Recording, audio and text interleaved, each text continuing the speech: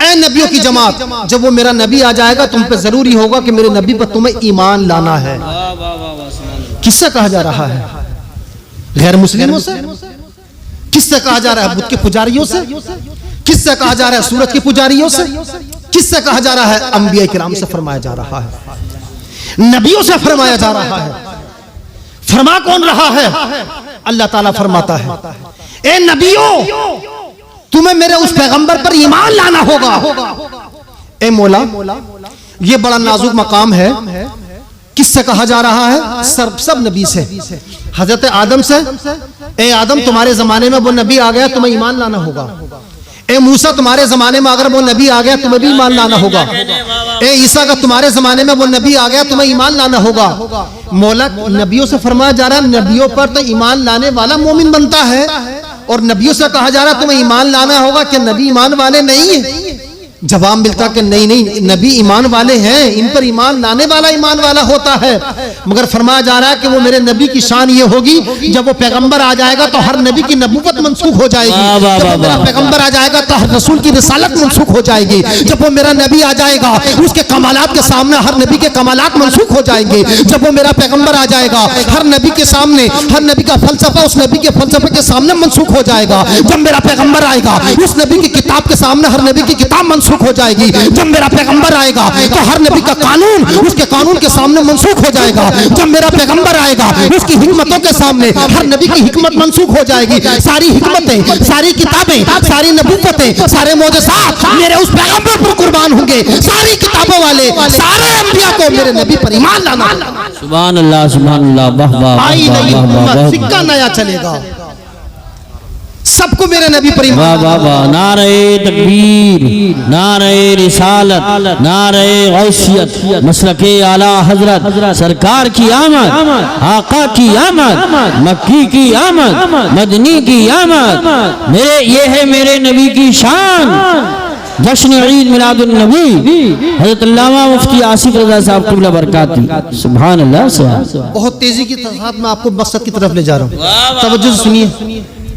फरमाया वला तंसुरुन्ना, सिर्फ ईमान लाना नहीं तो मैं उनकी मदद भी करनी होगी। और फरमाया अक़ररतुम, क्या तुम इकरार करते हो? अंबिया इकराम ने फरमाया अक़ररना, हाँ मौला हम इकरार करते हैं। तो अल्लाह ने फरमाया फशहदू, अब तुम एक दूसरे के गवाह बन जाओ। हर नबी से फरमाया तुम गवाह बन जाओ। इन्नी माकुम मिन शाहिदीन, मैं भी तुम्हारे साथ गवाह हूँ। और फरमाया फमन तवल्ला बादा ज़ालिका फउलाइका हुमुल फासिकून, और जो अपने इस वादे से फिर गया, अंबिया से फरमा रहा है मौला करीम, अब जो इस वादे से फिर गया समझ लो फिर वो हुमुल फासिकून। इतनी नाजुक बात। अब जैसे जैसे अंबिया करम दुनिया में तशरीफ लाते गए, हर नबी अपने अपने दौर में आता, अपनी किताब का ऐलान करता, अल्लाह की वहदानियत का ऐलान करता, हमारे नबी की नबूवत का ऐलान जरूर करता। हर नबी जो भी आता अपनी किताब, अपने अहकाम, अपने कानून, अपना फलसफा पेश करता, मगर हमारे नबी का फलसफा जरूर पेश करता। हर नबी जो भी दुनिया में आता वो अपने मोजज़ात दिखाता, मगर हमारे नबी के मोजज़ात का ऐलान जरूर करता कि लोगों ये मोजज़ात आखिरी नहीं है, एक पैगंबर आखिरी आने वाले हैं। वो पैगंबर वही होंगे जिनके मोजज़ात पर हमारे मोजज़ात कुर्बान है। हमें नबूवत उनके सदक़े में मिली है, हमें किताब उनके सदक़े में मिली है, हमें कमालात उनके सदक़े में मिले हैं, हमें परफेक्शन सब उनके सदक़े में मिले हैं, हमें जो भी कमालात मिले उनके सदक़े में मिले हैं। यूसुफ को नूर मेरे नबी के सदक़े में मिला है। हजरत मूसा अलैहिस्सलाम को जाहो जलाल हमारे नबी के सदक़े में मिला है। हजरत ईसा अलैहिस्सलाम को मोजज़ात हमारे नबी के सदक़े में मिले हैं। हर नबी को जिसको जो मिला है वो पैगंबर आदम के सदक़े में मिला है। हर नबी की इंसान, हर नबी की आन, हर नबी की जान हमारे नबी की शान पर कुर्बान। सुभान अल्लाह, सुभान अल्लाह, बहुत खूब, बहुत खूब, जिंदाबाद। अंबिया आते गए, ऐलान करते गए। अब आओ मैं आपको एक ईमान की बात सुनाता चलूं। ये खबर पहुंचते पहुंचते एक शख्स पर गई जिसका नाम है तुब्बा, जो यमन का बहुत बड़ा बादशाह था। आज मैं आपको रिवायत सुना रहा हूं और किताब का नाम है शरफुल मुस्तफ़ा। इसके राइटर, इसके ऑथर हैं शेख अबू साद नेसापुरी रहमतुल्लाह ताला अलैह। ये अपने वक्त के बहुत बड़े मुसन्निफ हैं। कोई भी हो, चाहे साहिब नहजुल बलागा हो, ये चाहे साहिब तफसीर हो, चाहे साहिब तवारीख हो, सीरत इब्न हिशाम हो, जितने भी मुअर्रिखीन हैं सब शेख अबू सईद नेसापुरी को कोट करते हैं। उन्होंने लिखा है यमन का बादशाह ठीक मेरे नबी की दुनिया में तशरीफ लाने से 1000 साल पहले की बात है। बेशक बेशक। समझ में आ रही है बात? तवज्जो से सुनिए, 1000 साल पहले की बात, जब अंबिया कराम ने जहां जहां जिस इलाके में नबी आए, हर नबी ने चर्चा किया कि एक आखिरी पैगंबर आएंगे, एक आखिरी नबी आएंगे। जब 1000 साल पहले एक तुब्बे अव्वल पूरी दुनिया को फतह करने के लिए निकला, 5 बादशाह दुनिया में ऐसे गुजरे जिन्होंने पूरी दुनिया को फतह किया है, उनमें से एक ये तुब्बे अव्वल भी है। यह हिंदुस्तान को फतह करने के लिए जब निकला, इससे कहा गया कि हिंदुस्तान बहुत प्यारा मुल्क है, हिंदुस्तान सोने की चिड़िया है, इसे फतह करने के लिए आया तो हिजाज के रास्ते से आया। इसकी शान क्या थी?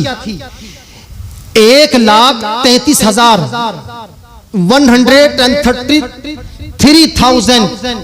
इसके पास जो आर्मी थी, जो पुलिस थी, वो थी जो घोड़ों पर सवार थी, और 1,13,000 वो फौज थी जो पैदल चल रही थी। यानी तकरीबन 2,45,000 लोग इसके साथ फौज में थे। और जिसके साथ 2.5 लाख की फौज हो, उसे देखकर तो खुद ब खुद पसीना आ जाता है। इसकी शान ये थी तुब्बे अव्वल की कि जिस इलाके से गुजरता, उस इलाके के लोग अपने इलाका खाली कर दिया करते थे, इसके सामने सरेंडर कर दिया करते थे, इसके सामने झुक जाते थे। जो तलवारें सूंघे खड़े होते थे, जब तुब्बे अव्वल गुजरता तो अपनी तलवारें म्यान में कर लेते और इसके सामने झुक जाते थे, इसकी हुकूमत को तस्लीम कर लिया करते थे। इसकी ताकत के सामने किसी को मजाल न थी। गुजरते गुजरते ये मक्के की सरजमीन से गुजरा। सुनिए, तवज्जो की बात है, तारीख का वो सबक मैं आपको पढ़ा के जा रहा हूं कि शायद आपको किसी ने नहीं बताया होगा। बेशक। सुनिए, हिजाज की सरजमीन से गुजरा हिंदुस्तान की सरजमीन के लिए। जब ये मक्के की सरजमीन पर पहुंचा, मेरे नबी की पैदाइश से ठीक है 1000 साल पहले, जब ये मक्के की सरजमीन पर पहुंचा, अहले मक्का को देखा कि मक्के वाले इससे कोई घास नहीं डाल रहे हैं, इसे देखकर के डरे नहीं हैं, इसकी ताजीम के लिए लोग शहर से बाहर नहीं आए हैं, इसके सामने कोई सर झुका करके नहीं खड़ा है। इसके मिजाज के खिलाफ जब ये बात पाई, इसे बड़ा गुस्सा आया। इसने अपने वजीर को बुलाया, उसके वजीर का नाम था मुआरिस, और उस किताब का नाम Shariful Mustafa, page number 95 to 100, 95 से लेकर के 100 तक, 100 तक 5 सफ़हात में इस बात को जिक्र किया है। माशाअल्लाह। किसी को किताब चाहिए अरबी में तो मेरे पास से मुझसे ले ले, मगर मैं आपको खुलासा बता रहा हूं। जब देखा कि मक्के की सरजमीन पर किसी ने भी इसको कोई घास नहीं डाली, कोई इससे डरा नहीं, कोई घबराया नहीं, अपने इसने वजीर को बुलाया और पूछा, ए वजीर, पता करो मेरी शान ये है, जिस इलाके से गुजरता हूं लोग मेरे सामने पानी, उनका पिता पानी मांगता है, मुझे देख के लोग पसीना पसीना हो जाते हैं, मुझे देख के लोग गाय और बकरियों की तरह कपकपाते हैं, मगर ये देहाती लोग, ये गवार लोग मुझे देख करके घबराए नहीं, मेरी ताजीम के लिए बाहर नहीं आए। वजीर ने कहा मैं पता करता हूं। आने के बाद रिपोर्ट दी और कहा कि हुजूर आप गुस्सा ना करें, ये देहात के लोग हैं, ये गवार हैं, ये मक्के के लोग हैं, कहीं बाहर आते जाते नहीं, अनपढ़ कौम है, जाहिल कौम है, ये नहीं जानते किसी के एहतराम इज्जत को, आपको भी नहीं जानते, तो फिर इतराने की वजह क्या है?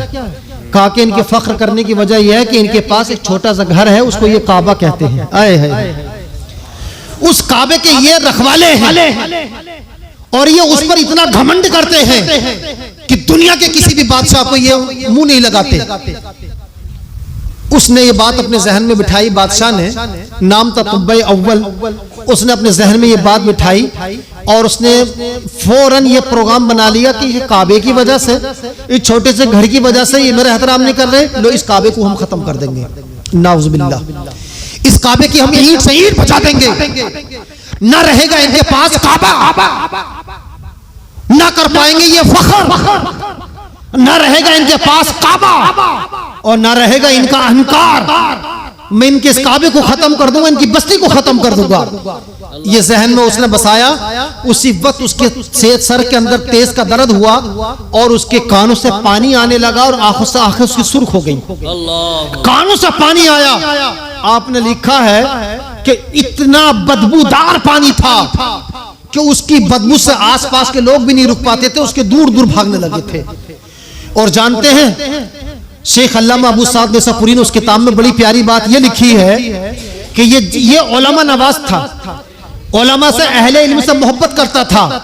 जिस इलाके को फतह करता, उस इलाके के जो टॉप 10 उलमा होते थे, जो बहुत बड़ा आलिम होता था उस इलाके का, उसको अपनी फौज में रखता था। इस तरह से 400 उलमा इसकी फौज में शामिल थे, दुनिया के टॉप के उलमा। और वो सिर्फ टॉप के उलमा कौन थे? जो अपने जमाने के बहुत बड़े तबीब भी थे, अपने जमाने के वो साइंटिस्ट भी थे, अपने जमाने के आसमानी किताबों के आलिम भी थे। 400 उलमा उसने अपने साथ फौज में रखे थे और बड़े बड़े हुक्मा भी थे। उसने डॉक्टर्स को बुलाया, डॉक्टर्स की टीम को चेकअप किया, पता चला, उसने कहा कि हमें पता नहीं चल रहा कि कोई जिस्मानी मर्ज है ही नहीं।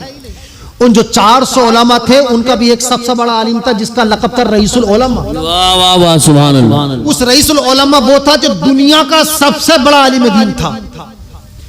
दुनिया के बड़े बड़े उलमा को इकट्ठा किया तो उनका जो रईस, उनका जो सुप्रीमो बनाया, तो उसको सबसे बड़े आलिम को बनाया। सबसे बड़े आलिम ने वजीर से कहा कि बादशाह से कहो कि उसकी बीमारी का हल मेरे पास है, मगर मैं अकेले बात करना चाहता हूं। उसने कहा कि बुलाइए, मरता क्या ना करता। बुलाया, वो रईसुल उलमा उस बादशाह के करीब आए, मुंह पर हाथ रखा, नाक में हाथ रखा और कहा, बादशाह ये मेरे आपके दरमियान राज की बात है, आप ये बताइए क्या आपने इस काबे को ढाने का वादा किया था, इरादा किया था? उसने कहा कि हाँ मैंने इरादा तो किया था, इस काबे को गिरा दूंगा, कल गिरा दूंगा। कहा कि बस तुम्हारी बीमारी की वजह यही है, तुम्हारी जिस्मानी बीमारी फिजिकल बीमारी नहीं है, ये बीमारी तुम्हारी मिन जानिबिल्लाह बाय गॉड है। तुम्हारी बीमारी का इलाज यही है, अपने मन से ये ख्याल निकाल दो, अपने दिल से ये ख्याल छोड़ दो कि काबे को तुम गिरा दोगे। अपने मन में ये ख्याल खत्म कर दो, इरादा कर लो, तुम्हारी बीमारी ठीक हो जाएगी। उसने कहा, रईसुल उलमा मैं आपकी कदर करता हूं, मैं वादा करता हूं, मैंने मन से ख्याल निकाल दिया। इतना कहना था, उसकी बीमारी फौरन ठीक। सुभान अल्लाह। नारे तकबीर, नारे रिसालत, नारे हैदरी, नारे गौसियत, मसलके आला हजरत, फैजान आला हजरत, जश्न ईद मिलादुन नबी हजरत अल्लामा मुफ्ती आसिफ रजा साहब की बरकात। क्या बात।